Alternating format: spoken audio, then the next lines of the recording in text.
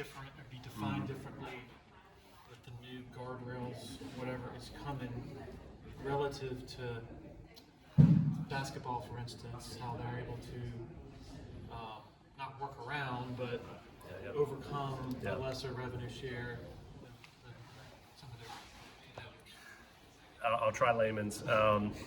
NIL, right, has been, so far we've been able to compete. 110 Society is our collective, and a lot of that has been, booster and donor funded, quite frankly, in an uncapped environment. And so across our sports, your questions around basketball a little bit, Larry, that's been the name of the game, and we anticipate that through June 30th of this year. July 1st, NIL is going to look very different. Commercial NIL, commercially focused. So those dollars, instead of them coming necessarily from boosters and donors, they're coming from businesses, commercial aspects that are commercial entities that are purchasing marketing assets and the value from our student athletes, NIL, kind of in a fundamental way. That being said, for us, how we're trying to be strategic around growing growing commercial NIL, because we can facilitate and we can try to generate dollars within our community and our business community and sponsors that will be able to stack above the revenue share, approximately $20 million. So for us, Clemson Ventures, that we rolled out last fall, I've hired leadership there. I've continued to, and we'll increasingly talk about Clemson Ventures as a strategy. For us, it has many sides of the coin, but one side is certainly revenue generation. So for us, having in-house sales and sponsorship for us to generate revenues to help afford all these expenses and others that we talk about, but also from a facilitation of commercial NIL and connecting those sponsors that we're already doing work with and business with because of a Clemson Athletics relationship, but now to facilitate and connect them from an agency standpoint for our student athletes for commercial NIL. And so that's the stackability of that is very strategic for us. We're all in on scholarships, as we've talked about, certainly on revenue share and our distribution plans, but then now growing that stackable commercial NIL that is going to be heavily regulated and clearinghouse and fair market value, but how we lean and stack into that. And we have to do it in a unique way, right? Clemson, South Carolina, we're not necessarily in an urban environment with Fortune 500s just down the street.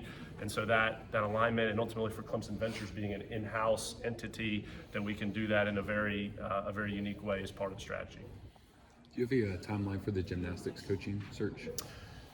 We are, I couldn't be more excited about the receptivity and really what we've come to confirm as far as the position of our job. So we're probably 1 to 2 to 3 weeks, as long as it takes. Very active in our search and recruitment process. We've talked to some candidates. Expect that to continue in the weeks ahead. But again, like the affirmation of Clemson Gymnastics, 3 years here since we launched the program, 2 competitive years. Certainly the community support, 5,000 season tickets, the branding, the facilities, like that's just all been confirmation that Clemson Gymnastics is a top 10 job in the country, even though it's so it's still in its infancy, so to speak. And so what we've felt from candidates and interest has been beyond expectations, probably. So what happened that made the university want to part ways with Amy Smith after just 3 years of her starting this program? Yeah, I can't say much more than what was provided in the release. But again, the focus on the stature of the program that we have, the competitive success that has seen, and the student athletes that are here get excited for the forward-looking approach to it.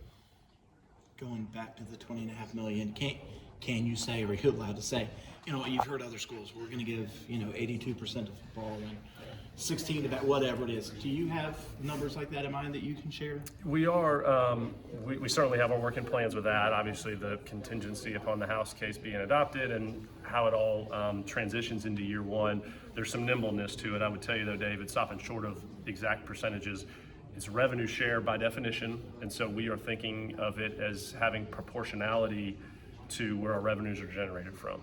And having that to be the methodology of how we look to allocate the dollars to our teams. And so, we can certainly all understand heavy proportion of our revenues are generated from football, and we'll allocate dollars there, and then but have pretty comprehensive distribution amongst our sports that generate revenues, of which we have many of those. So, so that's the idea. Stopping short of a specific percentage, but that's our methodology with it.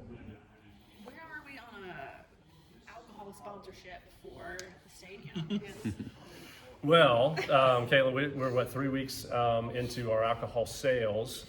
Starting at the spring game, we've had 13 baseball and softball games since then, and then Savannah Bananas tomorrow will be our biggest event yet. So I would tell you the rollout and the alcohol sales from an in-venue standpoint has gone incredibly well. We've heavily focused on operations and management plan, safety, obviously the environment, fan experience.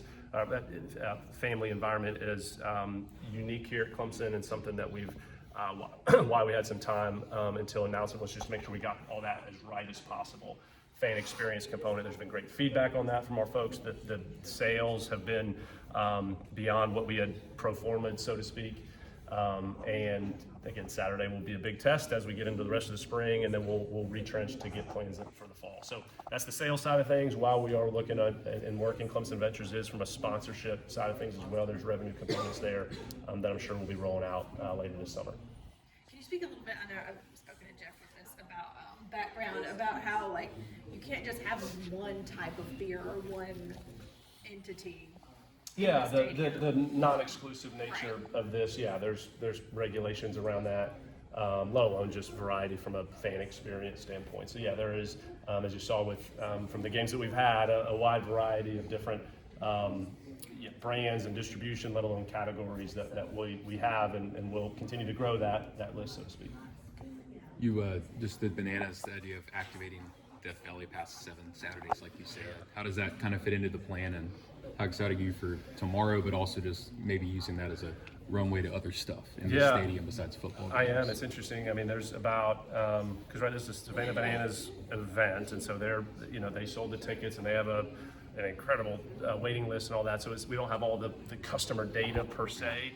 But we do know there's about 35% of the ticket sales for tomorrow that are out of state, just out of the state of South Carolina. So the point is, we anticipate, and you guys have probably heard, and that just the groundswell, that it's going to bring so many different people to Clemson that maybe haven't been here before, or certainly maybe don't come on the regular. And so our ability to showcase, sure, Death Valley, but university is a part of it as well. I took the Neff boys out a couple weeks ago, and we're playing on the mound in the stadium there. Really, I was like, we want to play baseball, but it's in the football. It took them a while to understand that.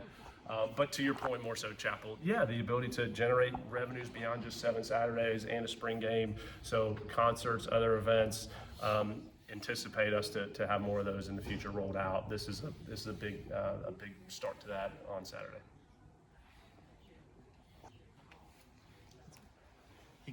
I got one final one. Number one, were you in Dallas the other